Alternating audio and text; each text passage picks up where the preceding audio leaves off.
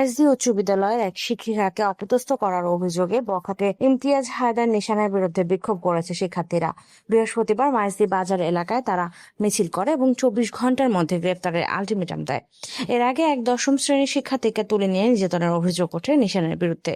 পরে বিদ্যালয়ের বৈঠকে এই বিষয়টি নিয়ে উত্তেজনা ছড়ায় এবং শিক্ষিকাকে নিয়ে কুরুচিপূর্ণ মন্তব্যের অভিযোগে ক্ষোভ বাড়ে। শিক্ষার্থীরা সড়ক অবরোধ করে প্রতিবাদ জানায়। এদিকে ভুক্তভোগীর পরিবার অভিযোগ দায়ের করেছে এবং পুলিশ বিষয়টি তদন্ত করছে।